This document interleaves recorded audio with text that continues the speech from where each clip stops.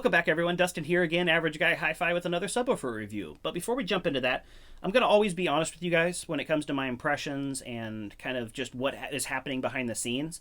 I ended up picking up a really nice set of KEF TDM, the THX Lucasfilm speakers that they made a long time ago. Really good deal. I got paid about $400 for that set, and then I got them all hooked up, calibrated, and it turns out one of the main speakers has a blown woofer in it. So I'm a little bit bummed out about that. This channel does cost money, so hopefully I can get as close to that $400 when I sell this set, but you know, somebody's going to have to try to track down that woofer, which could be very difficult. But again, I'm encouraging people to go out there, try to save money, buy used when it's appropriate, but I'm going to tell you when things go wrong. Many times I bought subwoofers with plate amplifiers, things like that, especially older subwoofers. Like this one was made in 2008. So you run risk when you're buying this type of stuff, because especially subwoofer amplifiers, that seems to be the piece that is the most prone to failure in the home theater lineup. So I just want to let you guys know when things go wrong. That way, again, hopefully this channel just kind of helps people understand that there is a little bit of risk when you buy stuff used, but I generally find that the reward is worth it if you get a really good deal on something. But what I have sitting here next to me is something that many of you already recognize. I'll give you another little hint here. This is a Velodyne MicroVee subwoofer. And when they say MicroVee, they definitely mean it. It's about 9 inches wide, about 9.5 inches, a little under 9.5 inches tall with the rubber feet, and about a little under 10 inches deep with the grill and the gain and the crossover dials on the back there. So obviously a very small subwoofer. I put this Georgetown beer here in hopes that Georgetown would sponsor my channel. No, I would love it if they did, but I just wanted you guys to actually see how small this thing really is. Sometimes it's a little bit hard to tell on these videos. So, really cool little subwoofer. I've been having it thump away there for a little while now, and I've been enjoying my time with it. There's a kind of a close-up of the grill. It's got a nice kind of hard material on the back there. Nice quality grill. But really, the star of the show is this 6.5 inch. Yeah, I said that right. 6.5 inch woofer right there. It has a 5-inch piston diameter. The amplifier is 1,000 watts RMS, 2,000 watts peak. That right there, you kind of see the sheen, is a 6.5 inch aluminum passive radiator, and then the other side has the same passive radiator as well. It's actually pretty heavy. Weighs about 20 pounds, so for the size, it's got some good heft to it. I imagine that's all woofer and amplifier. Plus, the cabinet is a really cool extruded aluminum cabinet. So, really neat little subwoofer. It's not going to be a world beater when it comes to bass performance or anything like that, but really, I imagine most people that bought this were just have a significant other that hates subwoofers. They can't stand the big boxes and stuff like that. Or somebody that wanted a really high quality gaming system for their computer, or just a computer setup. And this might end up in my office to go with my Polk LSIM 703s and my Emativa processor and amp. So I don't know, haven't quite decided yet. I'm still liking the way they sound without a sub, but I might drag it in there and check it out. Super impressed by the performance of this thing. The MSRP on this was $799. Again, the date stamp on this one is 2008, so it's definitely on the older side of things. They claim a frequency response down to 38 hertz, so pretty impressive with this. I mean, obviously it's not going to compete with the PSA or the SBS or Rhythmic or on and on with those different brands, but that's not what this was designed for. Audioholics did a really nice review of it, and they put in some kind of the specs after they tested it. They got 105 dB output out of this little guy, which is pretty amazing, but it was in a smaller room. But I mean, again, that's usually who would buy this thing. I'd imagine a pair of dual these little guys here in a small room would give you pretty good performance. You're going to be leaving a lot on the kind of the lower end stuff. Obviously, a lot of movies and things like that have frequencies down below 20 hertz. So you're going to be leaving some on the table. But I think if you guys get this thing hooked up, calibrated correctly, you'll be quite impressed with the power that this little guy puts out. So we'll go over there. We'll put on Mad Max Fury Road. I know you guys know that. That's one of my go-tos, but it really has some quality bass. And this little woofer gets moving. That 1,000 watts, that stout little aluminum woofer really starts moving around quite a bit.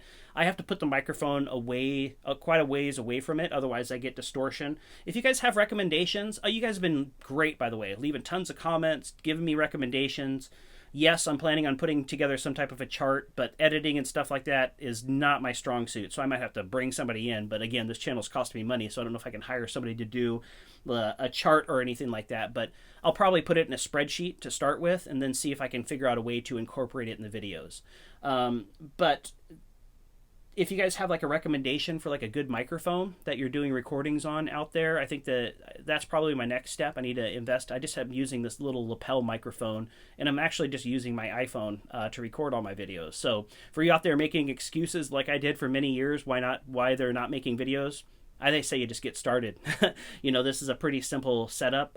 If this is just a tiny 600 square foot duplex that I'm living in. So if I can do it, you guys can do it. So get out there and just get off your butts and try it. All right, here we go. We'll go over there. We'll listen to this thing with Mad Max, and then I'll come over here and I'll give you guys the average guy hi-fi impressions. What are you doing? Praying to who? Anyone that's listening.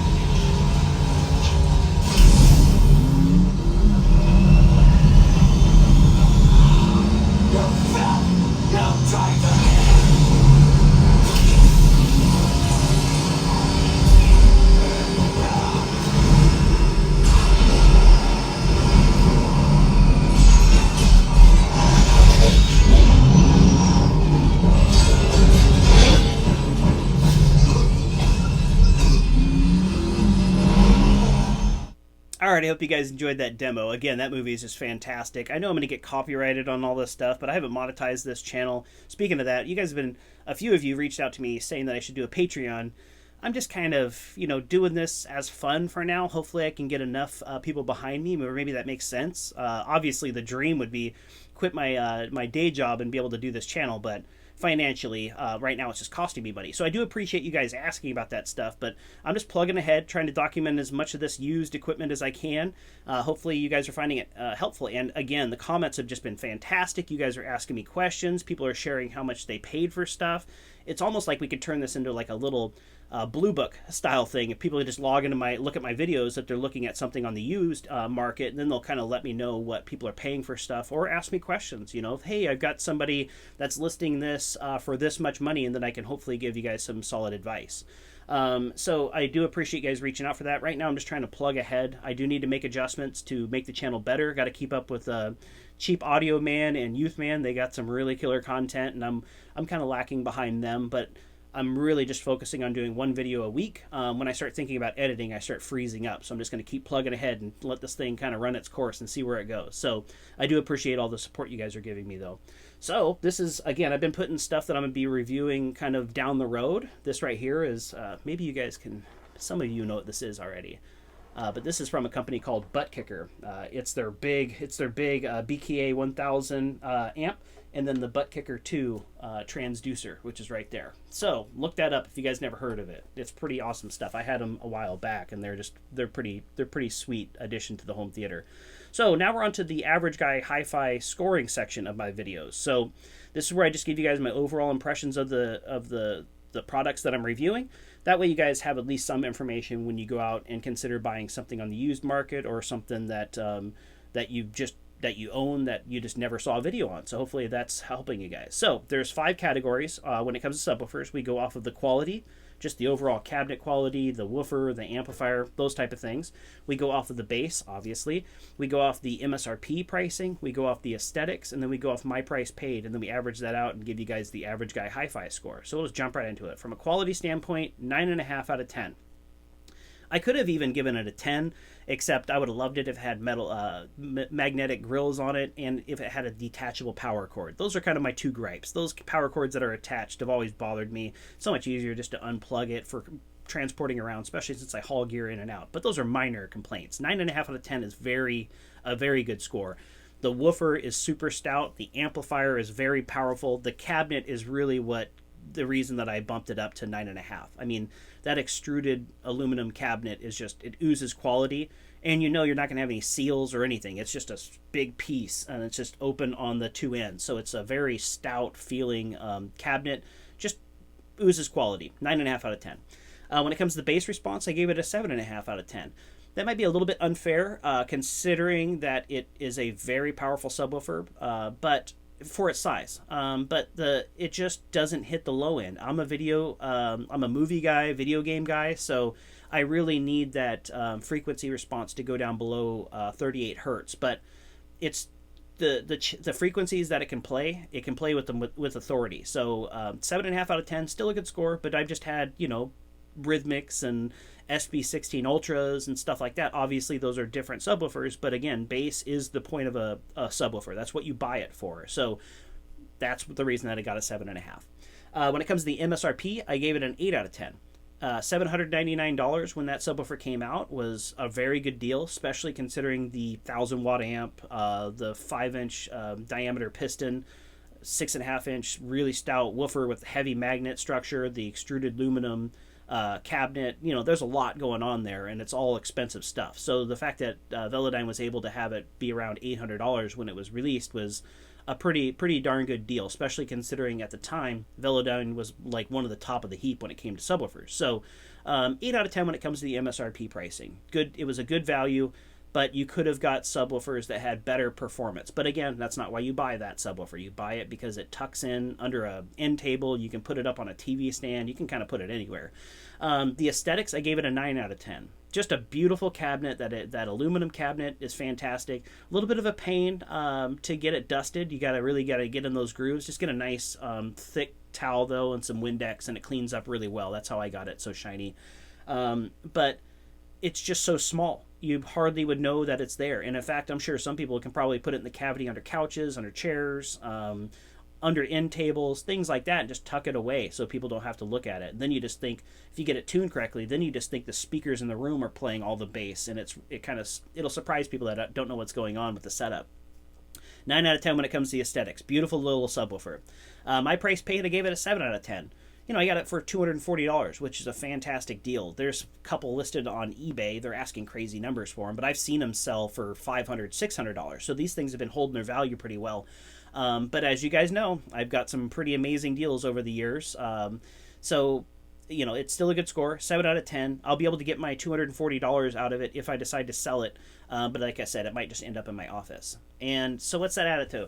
9.5 when it comes to quality, 7.5 when it comes to the bass, 8 when it comes to the MSRP, 9 when it comes to the aesthetics, 7 when it comes to my price paid. That is a 41 out of 50, which is an 82% average guy HiFi score.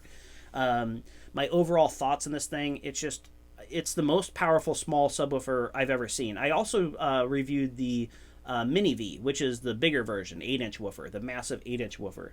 And these smaller subwoofers, you have to go into it knowing that they are going to have their limits when it comes to performance. But again, you'll get very good performance within its limits in smaller rooms. You'll be quite surprised at what you can accomplish. I've got two 10s over there, those Martin Logan Dynamo 10s, and I think people would be shocked if they listened to the system and kind of heard if you can really get them integrated into your system correctly. Same with that little sub. Anything smaller than that, obviously it's not going to compete with the people that are running 18-inch subs, 15-inch subs, but for my little place, I got really, really good performance out of just dual 10s. So again, keep in mind that the size of the subwoofer is going to be its limiting factor, but at the same time, that's also the reason that people purchase this thing, because it's so small. So my final thoughts are, it'd be killer for like a small room, run duals in a living room. I think you'd be quite pleased with that, unless it was too open or too vaulted ceilings, too large.